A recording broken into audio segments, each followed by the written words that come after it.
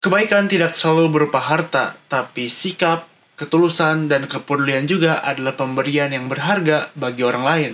Jadi ini adalah Muzai no Nanase, 7 bentuk dana tanpa harta, suatu ajaran Buddhis yang diajarkan di Jepang. Stay tune.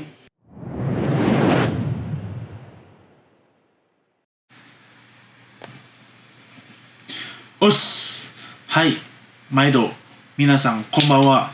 Oke, jadi hari ini aku bakal ngejelasin ke kalian tentang sebuah pelajaran dari agama Buddha yang aku pelajari di Jepang.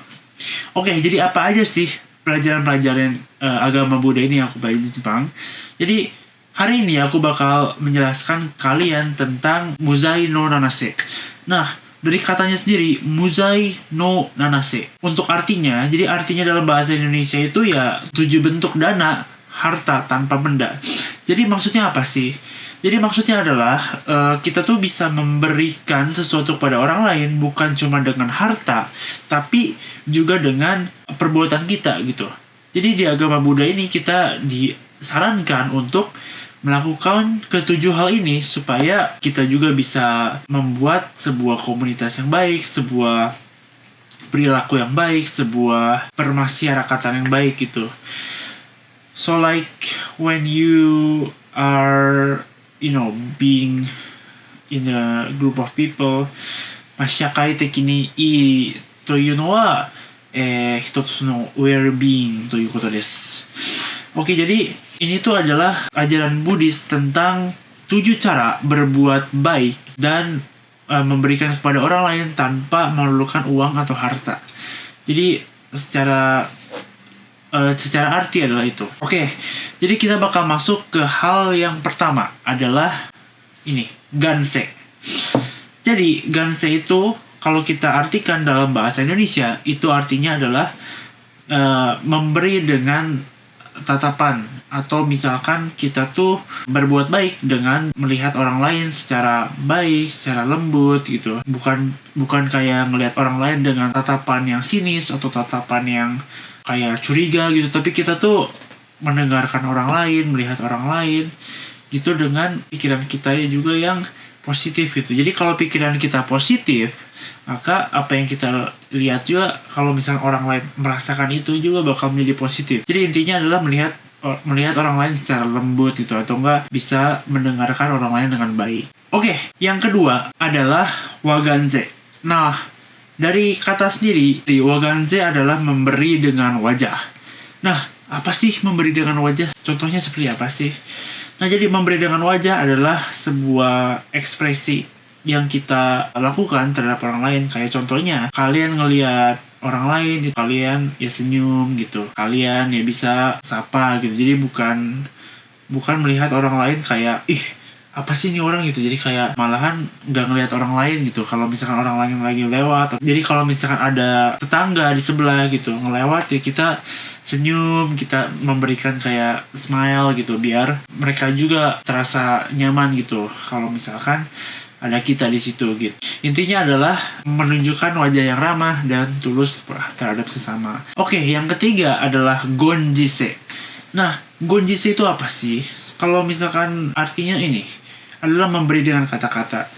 Jadi di Gonjise ini yang mungkin di orang-orang Indonesia juga pada udah tahu kalau misalkan kata-kata adalah sebuah kekuatan. Kotoba wa chikara. Jadi karena kata-kata, perkataan kita, perbuatan kita adalah sebuah kekuatan yang bisa mempengaruhi orang lain. Jadi pilihan kata-kata kita juga itu penting gitu. Jadi kita tuh harus mengucapkan kata-kata yang baik, yang sopan, atau enggak kata-kata yang kita harus pikirin dulu gitu sebelum bertindak atau sebelum berkata-kata kepada orang lain gitu. Sebagai contoh aja, misalkan kita mengucapkan terima kasih, kita mengucapkan permisi, kita mengucapkan hal-hal yang baik kepada orang lain, itu bakal membuat orang lain juga jadi merasa senang gitu. Dan juga itu salah satu untuk berbagi tapi tanpa menggunakan harta gitu. Nah, jadi sebagai contoh aja ya, kalau di Jepang itu yang paling utama itu adalah reigi. Nah, reigi itu adalah sebuah act of kindness ya, act of gratitude gitu. Jadi di Jepang itu ada sebuah filosofi yang bernama reigi. Dan di regi ini kita harus kayak berterima kasih. Kalau misalkan ada sensei berbicara, kita harus kayak dengerin. Habis itu udah gitu kita bilang terima kasih, terus permisi atau sumimasen gitu. Jadi itu di Jepang tuh benar-benar diterapin tuh regi atau enggak dengan kata-kata, karena kata-kata adalah kekuatan kalau di Jepang itu. Oke, yang kelima adalah shinsei. Shinsei itu apa? Dari kotobanya sendiri, shinsei itu adalah hati. Jadi memberi dengan hati.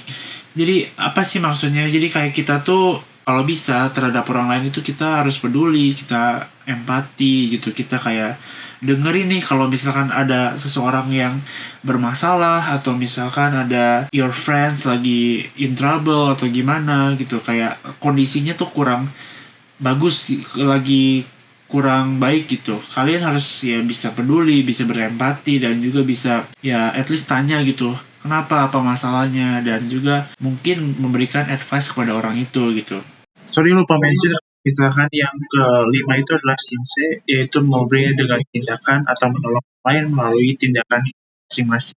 Oke, yang keenam. Mungkin yang keenam ini lebih ke ciri khas untuk orang Jepang ya, karena yang keenam ini adalah shozaze. Nah, shozaze itu apa sih? Jadi shozaze itu adalah memberikan tempat duduk kepada orang yang membutuhkan. Nah, jadi kalau di Jepang itu, kalau misalkan kalian pernah ke Jepang, kalian masuk ke kereta, itu tuh ada tulisan biasanya Yusen Jun'i.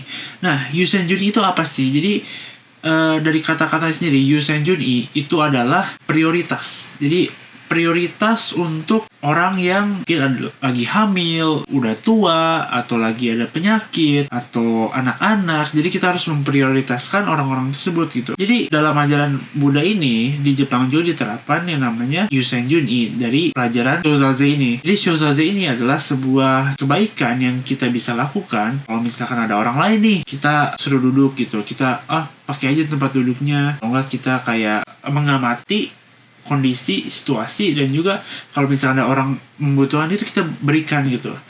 Dan itu adalah sebuah act of kindness juga gitu, yang di Jepang tuh diterapkan gitu. Dan ini juga mungkin bagus, menurut aku sih ini bagus untuk diterapkan di Indonesia. Kenapa? Karena itu juga salah satu menjadi kayak act of respect juga di Indonesia gitu ya, untuk orang tua, untuk orang-orang yang membutuhkan, untuk anak-anak gitu. Jadi kalau misalkan hal ini diterapkan di Indonesia, apalagi dari SD, dari SMP, SMA gitu. Kalau hal-hal yang diterapkan di Indonesia, ya Indonesia tuh menjadi ya sumber daya manusia yang lebih baik lagi untuk kedepannya gitu, menurut aku ya. Oke, yang ketujuh adalah Bosaze. Nah, Bosaze itu apa sih? Jadi Bosaze itu adalah memberikan tempat tinggal kepada orang lain. Nah, ini mungkin agak susah untuk dijelasin, atau mungkin agak susah untuk dicontohkan ya. Kayak bukan seperti memakai harta ya, tapi dalam ideologi yang berbeda. Jadi apa sih maksudnya? Bosaze itu contohnya nih, kalian punya rumah, kalian ya ekonomi lancar-lancar aja gitu. Terus kalian lihat tuh ada orang yang sedang kesepian atau orang yang sedang membutuhkan tempat tinggal.